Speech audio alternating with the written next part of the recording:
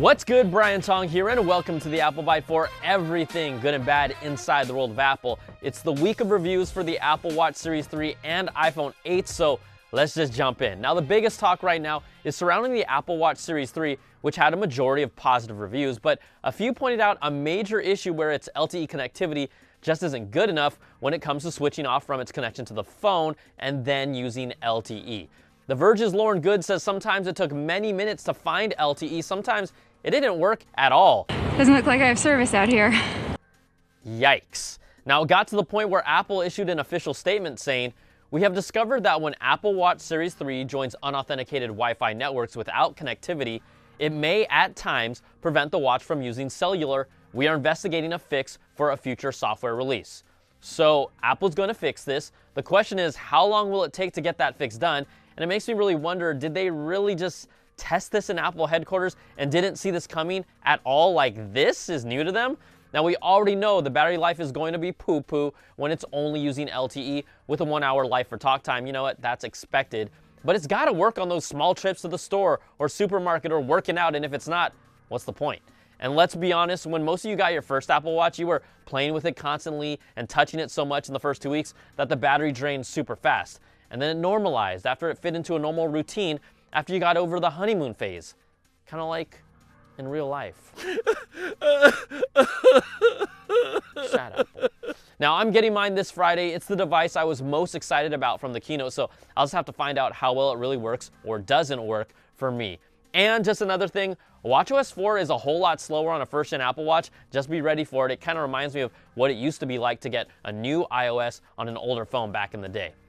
All right, the iPhone 8 and 8 Plus reviews are in and positive across the board with the power from its new A11 Bionic chip, True Tone display, and wireless charging. But the real star is the camera on the 8 Plus, and it's really a preview of what you can expect on the iPhone 10. Now, we sent CNET's own photographer, James Martin, out with the iPhone 8 Plus, where he took over 2,000 photos.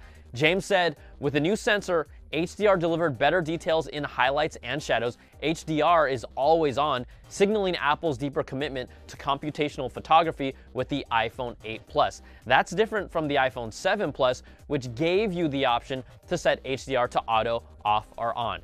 And you know what?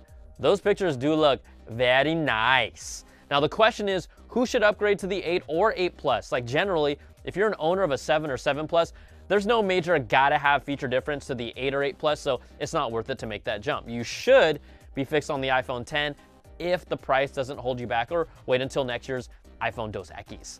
And really, most people have their eyes set on the 10, but going from a 6S or lower to an 8 is a big jump. That's gonna make a huge difference, so for you, that's worth it. But then there's the camp that just buys the newest top-of-the-line stuff, like me, and you know what?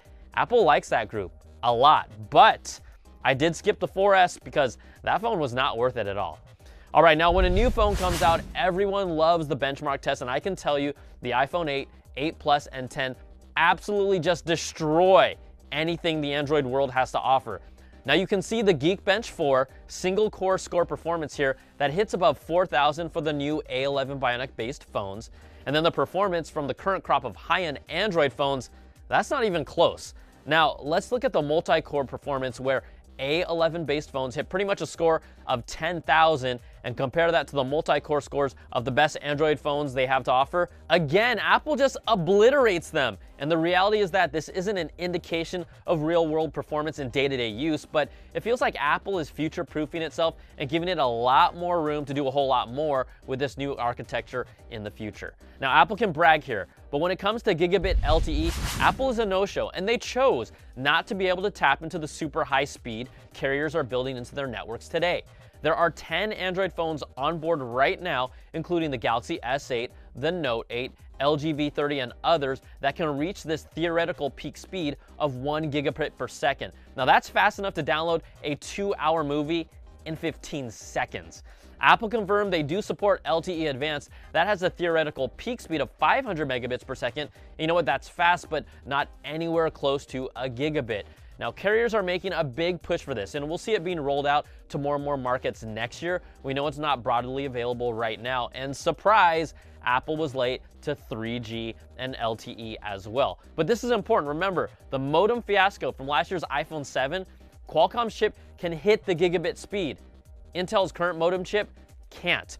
You might not care right now, but you will in a year or two when your iPhone can't use gigabit LTE, because this is tech that will actually make your phone faster later in its life.